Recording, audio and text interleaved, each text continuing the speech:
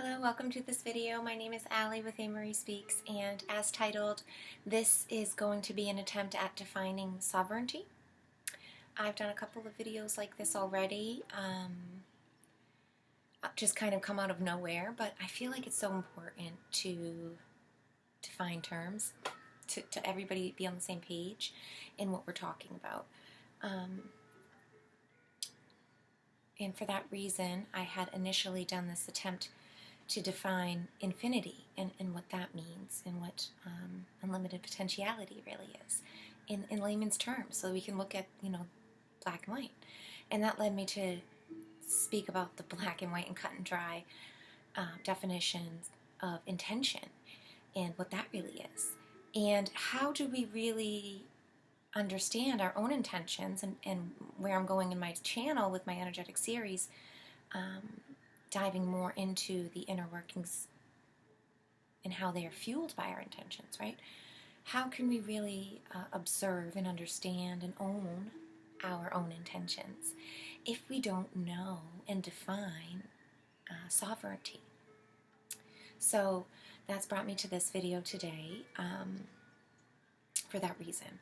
And I'm going to just keep it really quick, true quick, here this morning. So thank you so much for joining me, for hearing and listening, and for taking a chance for yourself to step into your own sovereignty, because that's really what the purpose of talking about these kind of things is, in my opinion, and sharing these ideas and in trying to relay my understandings to others is really comes from a place of unconditional love, and comes from the place of saying, of self-empowerment, right? Of me saying, I want to help you be more you. I don't know. But yeah, it's crucial to the collective. It's crucial to each one of us that we see this individuality that we are, this beautiful fractal mosaic tile I talk about so much, right? That we own it and that we are it and we explore it to its fullest for ourselves, for no one else, and that we really can get into the zone with ourselves where we are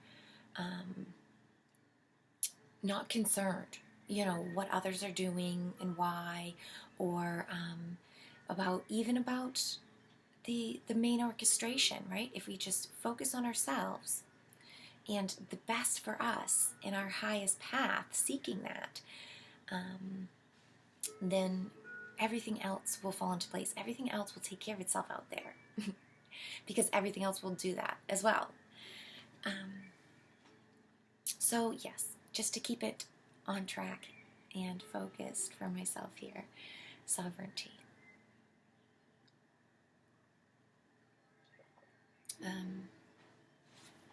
Sorry, my hair is like really crazy this morning.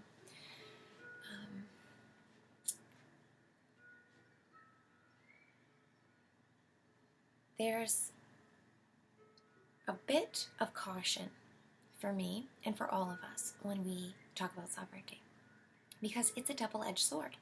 Everything really is. This is the beautiful scope of duality, right? Of contrasts and opposites, and just the makeup of third density and the journey through it.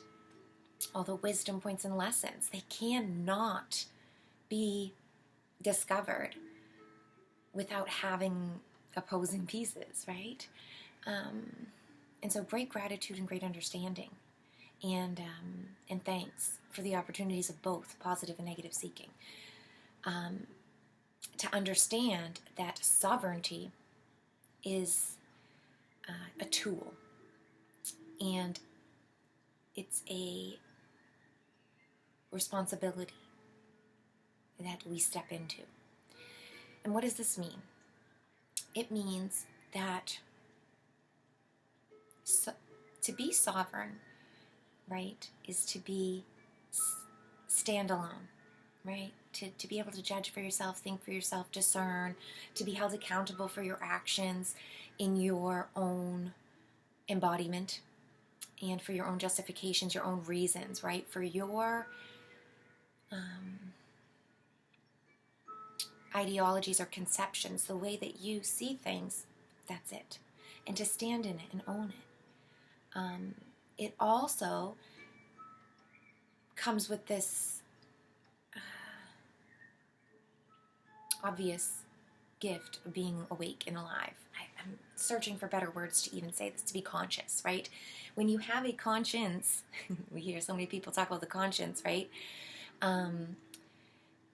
If you have one, if you are awake and operating within yourself and your system, if your boss is alive and awake, then you have the gift of sovereignty. You have been bestowed with it. And therefore, you should act accountable. And it's my hope that anybody who's, coming across these videos, obviously you're awake and alive in your sovereignty and on your quest and your journey here. So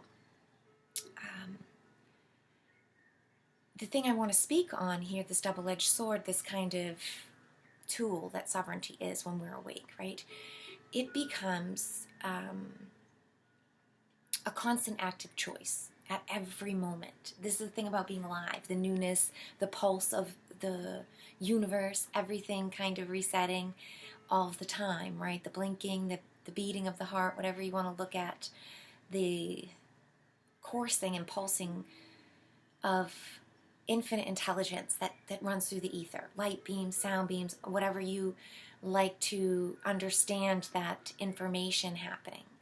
That's a choice point. And collectively and individually. And as we wake up, it becomes a choice point of being sovereign, being conscious in your choices, being transparent, honest, honorable, seeking your highest good to realign and reassess to true north, right? To course correct yourself in your navigation at every time, every new moment, every breath, every blink, whatever that is represented to you. Sovereignty is unending. It's eternal like that. This is the lemniscatic flow. It never ends. And therefore, your choice to be sovereign and to respect sovereignty and to embody and live in it positively is there at every moment. Simultaneously is the choice to put blinders on, to go along, to don off that beautiful golden coat of sovereignty and to put on servitude and to accept another's notions, truths, instructions, directions, intentions, and understandings over your own, and to subvert and sort of cut off your own truth and course correct to a star that isn't your true north, and to turn your navigation into an external journey outside of yourself to where you don't actually know the real points, and to where you'll be forced, as always, to be serving that master, serving that guru, that higher self, that God, that Bible, that book, the DSM or some kind of Grey's Anatomy or whatever your flavor is, whoever you'll always be chained to a master. And it will never be you, That's a whole other course. And that's a whole other feeling and vibe to course correct to your own true north and to align with your sovereignty. You can't wear both coats. It doesn't work like that. This is how we get tricked into, this is what negative and positive systems are all about. This is why I started the energetic systems series, is to get people to understand the feelings and to know what systems they're aligning with, because you can't be a part of both. And negative systems don't allow for positivity within them. It gets pushed to the fringes, outskirted, smushed, disintegrated, evaporated, whatever you want to look at that as. It doesn't, the resonance doesn't happen over there. It can't. It would break apart the whole negativity, because the resonance is truth and love. That's positive. They're hiding from it.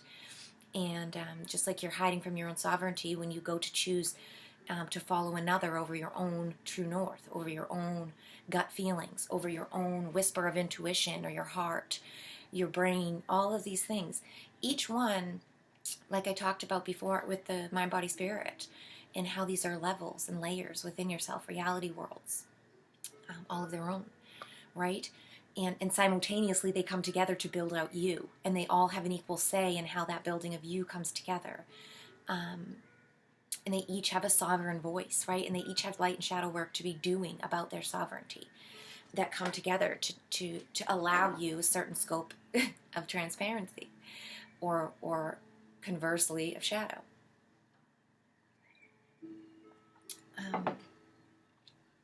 So sovereignty really is a chance to align to your truth, to say that you're eternal and that this is a journey of oneness, and to respect that, respect God, others, however you want to look at that, life and the chance here, the great mystery of it, just to have respect for it, and to align with that and to see what that brings you. That's to be sovereign. That's to align with your sovereignty. And when we get a feeling for that, and you feel how wonderful it feels, there's a double side to this. Sovereignty. This is why it's a tool. This is why it's in face of duality, and it's our choice yet again, and third to fourth density, to make the choices to wield this sovereign tool, right? When you align with your sovereignty, you must, or you should, because you don't have to, but really, positively, you must encourage and allow that for others. You want to. It becomes a must for you when you live in your truth, because it is a truth. And everyone should feel that. Every person should have that chance to seek it in themselves, to sit quietly on their boat at night, to look up at the stars, to feel and learn the constellations of their sky and find their true north. Let it sing to them, and they see it shining the brightest overhead every night after night after night. They get a feel for it day after day after day. They know that's their true north. You will know that by doing that work. Then you always align with that, and you don't believe in others. The thing is here, remember, this is creation, creator consciousness, creating reality here for yourself. Each one of us gets a chance at that. Their true north is their true north. Don't go arguing with another boat nearby saying, no, this star's the true north. This is mine. I've seen this here. This is bright to me. X, Y, and Z reasons. This is true north. And try to force another to navigate with you. And that's the negative side of sovereignty. To make another course correct with your truth is wrong. You don't course correct with another's. And when you did, it felt wrong, right? And many of us need many, many learnings of doing this. Following others, finding out it's wrong. Following this person, finding out it's wrong. You know, having no one to follow, and then finally a rock bottom, making you finally figure out it's for you to follow alone. You can't do that for another person, and you can't pinpoint on their journey where they're at. And so don't bother with arguments with them, and don't try to tell them about your true north or theirs. Who cares? Let them follow theirs. If they are on a directionality with you, theirs will run parallel, and you'll find yourself with them later. And if not, bless it all, because it's all meant to be. It is what it is, as it always should be. And theirs takes them on a way that's meant for them. And who are you to say to God, that's not right? Or to creator consciousness, infinite intelligence, the ether of something eternal, to you, your first person one-time trip here, to start trying to correct the whole song? No, you play your instrument in the orchestra to your best capability you can. Who cares if others make mistakes or they trip it up, they miss the chorus? Who cares? You do you. You sing your song, and you course correct to your north. You honor your sovereignty. And every time you do that, your constellations shine brighter. They become more real. Your true north becomes realer. You move there faster. You know, things and wonderful things start to appear on your trip. When you're honoring. If you're not, and you turn this into a negativity, and you want your sovereignty to be everyone's, you want to be the north for everyone, you start telling everybody, you haven't noticed it, but that beautiful golden coat of sovereignty you've crumpled up and cast aside. In doing that, and I'll take the metaphor even further, and we can talk about AI copying later, and I've done a whole series on this, the negative agendas, inversions. You take that golden coat off, you hate it, you crumple it, you've been looking at it, you say, you make 100 copies of it, exactly the same, and you go and try to force people to buy it and wear it, and then you go and follow their boat around, and your whole life is making sure those wearing your coat are following your star and doing what you want them to do. And if you see a mystery, if you see the exploration of many-ness here as a chance of infinity trying to define itself in a wonderful way of infinite, definite points, you would never waste your time doing that. You would see the absolute inversion of that energy. You would see that it's negatively, it's stagnation, it's restriction and constriction, and it's not going to take you to your highest path. It's the opposite of ascension. And so if you're doing that, just stop. It's that simple. You think your way right out of it. You take off that silly chains and you let it go, and bam, your beautiful coat's still there for you, untouched. Who cares if it was wrinkled? Doesn't matter. Yours is still there. And others will be set free in that too, and they'll find theirs easier, and if they're meant to be with you, like I said, they will.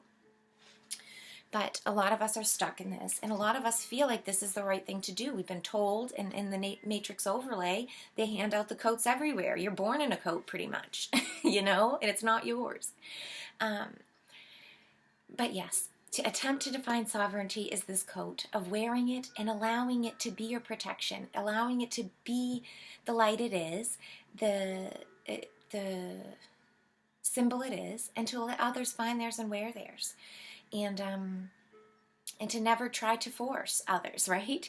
To hold that responsibility of honorability that sovereignty really means. And if you find yourself out of wonk with that and out some distortions there and stuff, just go back and look for truth. Just to try to assess it honestly, and you'll find where the hiccups are. You'll hear the mistakes in the song, and you can go and smooth it out. Because servitude, which is the inversion of sovereignty, and I've talked about that a lot already in like my Comprehending Consciousness series and stuff on my BitChute channel with the negative agenda, but servitude is the initial lie. It looks just like sovereignty, except it's flipped upside down, and so everybody kind of gets tricked into it, and we end up thinking that like our coat's not good enough and we couldn't wear it, or it's not there, or whatever the case might be, that you have to wear the Matrix one. Just know that that's not always going to be the right thing. Some of it has value, and yeah, all of it has value, and some of it has these sort of strong architectural bare bones lessons, wisdom points that we incorporate by wearing it. It soaks into us, it becomes part of us, and we need it for later on. So I'm going to deter anybody from making choices they feel called to. Explore things that you feel called to explore. If it has a meaning and purpose to you, then go for it. But if it feels like it doesn't, if it feels used already, then let it go like debris. Move through it. Find what's new for you. Find what feels good and aligns with your sovereignty. And also, do that practice for yourself. But make it the two-part practice. Try to hold open space and allow others to stand in their sovereignty. Encourage others to feel that. Try to stay mindful of where you're infringing possibly on others or forcing them into mindsets or beliefs or whatever. And just try to take a step back and maybe not say anything at all and just let them think what they'd like to think. And know that it doesn't have any bearing on you. And don't allow it to have bearing on you, right? This is the other, comes to the working of externals. You have to not let it spin wheels in your back burner there and bother you either. You have to learn to set that aside. And perhaps that's why it's bothering you so much, because you need to learn to do that inner work, right? But anyways, I wanted to keep this video under 20 minutes, and I am. So this has been my attempt to define sovereignty and to really explain what I'm talking about when I am talking about being sovereign, and as just a quick sort of caution and warning about the trick of servitude and how it really easily gets disguised and flipped on it. Sovereignty gets flipped on its head, and disguised as servitude, and we get tricked into it, and then we end up following others somehow, or into a system that really needs our energetic inputs, and we've been enslaved into it. And then there comes the whole reason of trying to get out of systems that you have these guilty things about being a crucial part of, and you can't get out of, but you don't want to be a part of. You know, this is why we're in the situation we're in the world. You see that displayed perfectly in many different flavors. So who cares? Don't worry about external problems. Do that focusing on the internal work, and do your best to just stand in your own sovereignty and exercise that in your own direct world, and allow others to do that. Just let it alone. They'll feel the freedom, you know, if you start to practice it, and you'll notice their people's change in communication with you, and their change of energy and body language, and how interactions and stuff feel in your daily life when you start to really try to honor that moment by moment and get in the groove. You'll find new doors open for you, welcoming faces instead of like deterring ones, or, you know, happy instead of aggravation, or whatever. So I hope that you'll work on the practices on your own, and I hope this has been insightful. Know that even for me, and this is something that I've been on a kick for like 3 years, really talking about working it through and stuff, and it never ends, and it's so beautiful to do it every single moment. But start small, and just try doing those small talks with yourself and seeing where the trigger points are at, and yeah, we'll talk more about this in the coming energetic systems. I'm going to do some walk through sort of shadow work meditations that are going to be quick, maybe 10 to 15 minutes for the mind, the body, and the spirit, to do a bit of introspection and some sorting through work, energy alchemy, for each one, through intention and sovereignty, really aligning with those and sensing them. So if you are looking for additional help with that, or you're curious about what I mean like about that, I guess, you can look for those videos in the next coming week. Thank you so much for joining me again for this video. I really appreciate your audience so much, and I will check you out next time.